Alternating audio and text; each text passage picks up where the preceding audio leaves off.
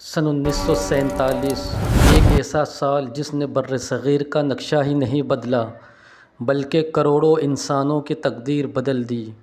ایک طرف پاکستان کے قیام کی خوشی تھی تو دوسری طرف ہجرت، خون ریزی، جدائی اور بے شمار قربانیوں کی ایک دردناک داستان۔ اب اسی تاریخ کو فلمی پردے پر پیش کرنے کے لیے بٹوارہ 1947 جیسی فلمیں سامنے آ رہی ہیں جس میں سنی دیول مرکزی کردار میں دکھائی دیتے ہیں۔ لیکن پاکستانی عوام کے ذہن میں ایک سوال ضرور پیدا ہوتا ہے کہ آخر سنی دیول کی فلموں میں پاکستان کو بار بار مخالف کردار کے طور پر کیوں پیش کیا جاتا ہے؟ کیا یہ صرف ایک فلمی کہانی ہے یا پھر اس کے پیچھے ایک مخصوص ہندو بیانیہ بھی موجود ہے؟ آئیے آج اس موضوع کو سمجھنے کی کوشش کرتے ہیں۔ دوستو، سن 1947 پاکستانیوں کے لیے کیا معنی رکھتا ہے؟ پاکستانیوں کے لیے 1947 صرف تاریخ نہیں ہے، یہ ہمارے بزرگوں کی قربانیوں کی داستان ہے۔ لاکھوں لوگوں نے اپنا گھر، کاروبار، زمینیں اور اپنے آبائی علاقے چھوڑے تاکہ وہ ایک آزاد مسلم وطن میں زندگی گزار سکے۔ بے شمار خاندان راستے میں بچھڑ گئے، کئی لوگوں نے اپنے پیاروں کو کھویا اور لاکھوں انسانوں نے ہجرت کا درد برداشت کیا۔ اسی لیے جب بھی 1947 کی تقسیم پر کوئی فلم بنتی ہے تو پاکستانی ناظرین فطری طور پر یہ دیکھنا چاہتے ہیں کہ ان کے آباء و اجداد کی قربانیوں کو کس انداز میں پیش کیا گیا ہے۔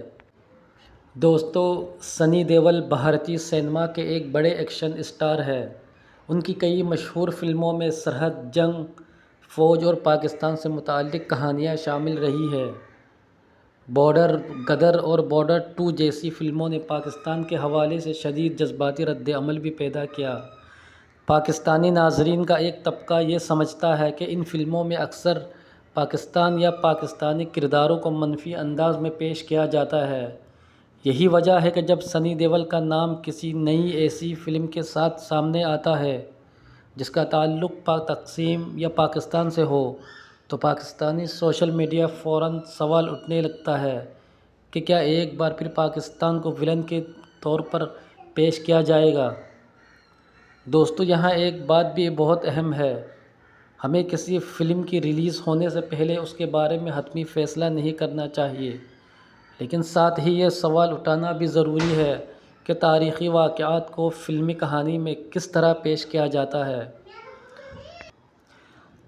اگر 1947 کی پوری تاریخ کو صرف ایک قوم کو مظلوم، دوسری کو مکمل طور پر ذمہ دار دکھانے کے لیے استعمال کیا جائے تو یہ تاریخ کا بہت محدود نقطۂ نظر ہوگا، کیونکہ تقسیم ایک انتہائی پیچیدہ اور تاریخی واقعہ تھا۔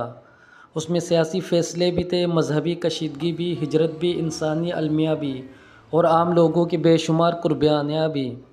لہٰذا پاکستانی ناظرین کی خواہش یہی ہوگی کہ بٹوارہ 1947 تاریخ کو صرف جذباتی یا سیاسی رنگ دینے کے بجائے اس دور کی حقیقتوں کو بھی سامنے لائے۔ پاکستانی عوام کے لیے پاکستان کا قیام کوئی فلمی کہانی نہیں بلکہ ایک تاریخی حقیقت ہے۔ ہمارے بزرگوں نے ایک الگ وطن کے لیے جدوجہد کی اور پھر ہجرت کے دوران بے شمار مشکلات برداشت کیے۔ اسی لیے اگر کوئی فلم پاکستان کے قیام یا مسلمانوں کی جدوجہد کو منفی انداز میں پیش کرتی ہے تو پاکستانی ناظرین کا رد عمل آنا فطری ہے، لیکن ہمیں یہ بھی یاد رکھنا چاہیے کہ ہر بھارتی شہری یا ہر بھارتی فلم ساز پاکستان کے خلاف نہیں ہوتا۔ اسی طرح ہر پاکستانی بھی بھارت کے عام عوام کو اپنا دشمن نہیں سمجھتا۔ اصل اختلاف سیاسی اور تاریخی بیانیوں کا ہے، عام انسانوں کا نہیں۔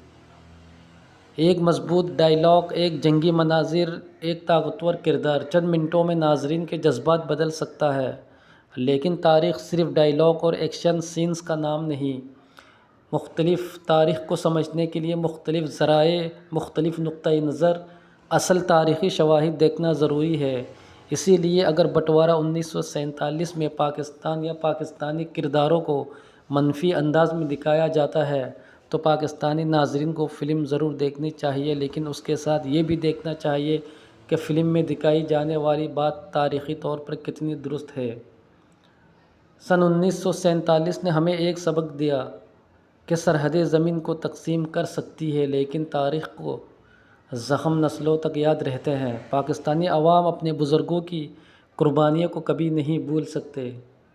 ہماری تاریخ ہمارے لیے قابل احترام ہے اور اسے کسی بھی فلمی کہانی سے کم یا زیادہ نہیں کیا جا سکتا۔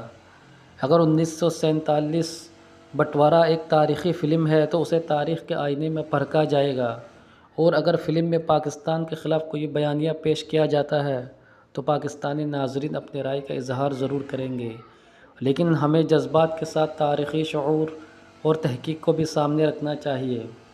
آپ کیا سمجھتے ہیں؟ اپنی رائے کمنٹ میں ضرور بتائیے گا، اور اگر آپ کو ویڈیو پسند آئے تو چینل کو سبسکرائب بھی کیجیے گا۔